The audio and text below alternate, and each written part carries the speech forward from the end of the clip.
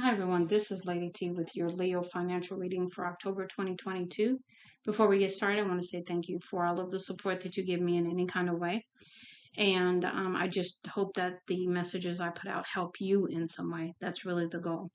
Now let's go ahead and get started. Your center energy, Leo, is Page of Wands. So feeling creative and passionate.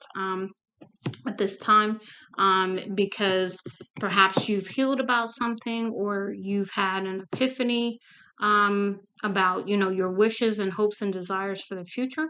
Feeling hopeful is also what I get there too. And then the Two of Wands, which is undermining you, is about making a decision. But it looks like because you have the world in your hands, either way that you go is going to be beneficial. But you are somewhat in fear, and feeling, bound to something. Not sure what that is, because that's the devil energy, as to what led up to this. And then the Three of Cups is about really wanting to just go out with some friends and have a good time. Now, you've got Soul Tribe as your First Lady Luck message. So coming into uh, people that are more like you, that you have more of an affinity to, more of a lot more in common.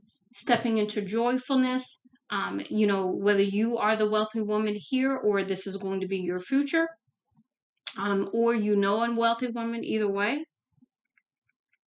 Effortless beauty, you are beautiful inside and out. And so that's why it's effortless. You've got acquiring knowledge. So this is perhaps you looking into something. You are a healer, whether you want to step into that or not. And he, a healer, can be healing to many people in many different ways. And then here's your glow up that goes right next to the catty corner to the wealthy woman. So you're doing things to make yourself feel good, having a good time, kind of thing. Now your money. Deck cards are diversification. In investing, it pays to not put all of your eggs in one basket. Owning a mix of investments can help reduce overall risk. When investments are uncorrelated, their different responses to the market influences helps balance and smooth overall performance. Selecting a variety of investment types like stock and bonds, and geographies helps to build diversification. So if you are doing investments at this time, it is encouraged that you look at your diversification and make sure that you don't have all of your money just in one thing. We've got credit scores next. So the credit score is based on inquiries, which is 10%, credit mix, which is 10%, length of history, which is 15, on-time payment, which is 35%, and credit usage, which is 30%. A credit a credit score is a number that describes your credit worthiness. Lenders, like banks and credit card companies, use your score to decide if, how much, and at what rate to lend you cash. In the US, a good score comes from on time payment history, low utilization of the credit available to you, a long credit history, a mix of credit accounts, and a few hard inquiries on your credit score. So yes, having credit is good, but always maxing out your credit is not good. So you got to just really know how to work that. Now we have recessions. Be it your hairline or the economy, recessions aren't great. The term often refers to two back-to-back quarters of economic decline and can bring unemployment, lower wages, and stock market downturn. Recessions have many causes, but recent examples include a bursting housing bubble, and the COVID-19 pandemic. What to do? Budget, save, keep good credit, and stick to your investing plan. So you want to have the credit available to you when you need it is really what what that's saying. Because if you hit a hard situation where you need to be able to use that credit and you don't have any available because you're maxed out, then it's going to be harder for you to be able to make it through that tough time is what they're talking about.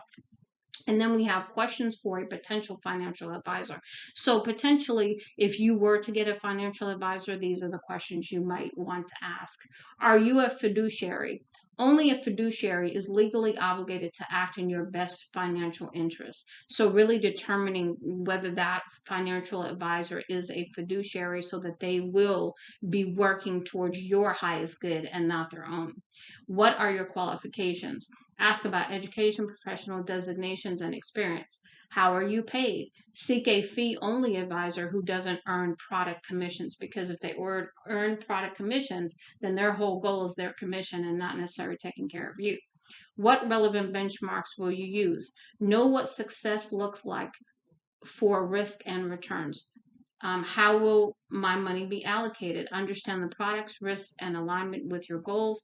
And how much will I pay in fees? Small differences make big impacts over time. Okay. Now we're getting into the money clarity deck here.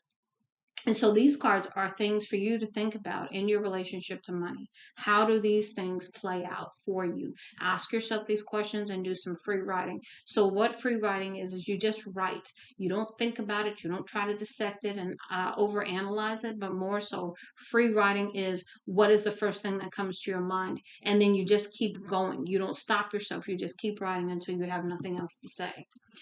We've got giving. Where do you pour from an empty cup?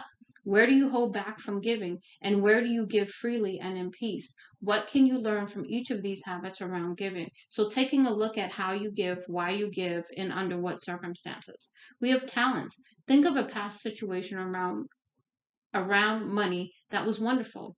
Which of your inequalities step forward in these moments? What is here to teach you about your talents? So really, perhaps looking at the past and how you handled money in the past, and when things were going well, what did you do? So we have stories. What story were you told about money when you were little? How is it making its impact today? What do you want to keep and what do you want to let go from the story? So perhaps looking at the story you tell yourself about money that perhaps you picked up as a child, as we all mostly do, and then really rewriting that story. We've got clenching. Where is there tightness around money? What could shift to make things flow instead of constrict? So really taking a look at really what part of you stresses about money, okay? And then we have friends and peers and taking a look at perhaps how they do things with money, and maybe learning from them, or perhaps really determining, the best course of action that's going to equal your highest good when it comes to friends and peers and how they do things, because you don't want to do things like your friends do things if they're not doing well. Okay, so just keep that in mind. And then you have love. So really, how does love play into the situation? What kind of risks do you feel like you're going to be engaging with when it comes to money? The elders is next, and it says, consider your relationship with the elders in your life. How do these relationships keep you stuck in old patterns? And what do they teach you about the ways you've grown in recent years? So taking a look at that relationship and, how things have changed the way you would like, or maybe not the way you like. And then we have anxiety. About what do you feel anxious? How is this causing you to make choices that are out of alignment with the reality of your needs, your desires, and your situation? So really taking a look at where you have anxiety right now and what's going on with that. Next, we have our dollar bill healing deck messages. So you've got 4 of those. And on top of that, each one, I pulled a money block card for you as well. So the first money gem card says, remember all transactions are investments of your energy. Ensure you are investing in things that raise your personal vibration and the vibration of those around you. Not spiritual. Money doesn't make you a bad person. Do good things. My money creates miracles. So really taking a look at how you view money, because money is spiritual. Money is energy, and the way that you can look at money differently is that what can you do with the money that would be beneficial for the higher good, and not just your higher good, but the higher good of humanity. Now we have your second money gem, which says money is always moving in alignment with your thoughts. Always focus your attention on where you want your money to be rather than where you currently are. So really having a futuristic kind of thinking when it comes to money. What, you may have $10 in the bank today, but you're going to wake up every day like, okay, no, I've got, as much money as I need, as much money as I want, so that I can do the things in life with ease, so that I can, travel like I want, so that I can, give to charities like I want, or whatever you have set your goals out to be. Really having a futuristic look at that. Putting yourself in the visualization of, I've got X number of dollars, I'm on my cruise, and really, stepping into that, as you think about money. Never enough. There is no lack. Ask the universe for a miracle. I allow money into my life, is the mantra for that one. Next, we have an affirmation. Love and happiness can coexist with wealth. So really, stepping into the understanding that you can have it all. It's just that simple. Not worthy. Very big.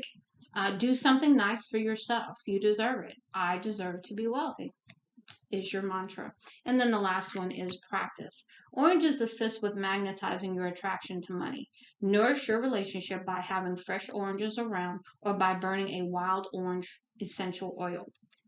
Okay. And then here, the last one is feel unfulfilled. What are you here to do? Create your life purpose and be happy with your life. So the mantra is, I'm happy with my life. So really, if you're feeling unfulfilled, turning that around, because the record that you're playing inside your head is causing you to have a block with money, by this unfulfilled feeling that you have going on. And then really being grateful for your life wherever you are. That's going to be huge as you move forward. So much love and light, Lady T.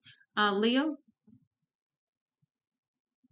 that did not come out at all right. So much love and light, Leo. Lady T.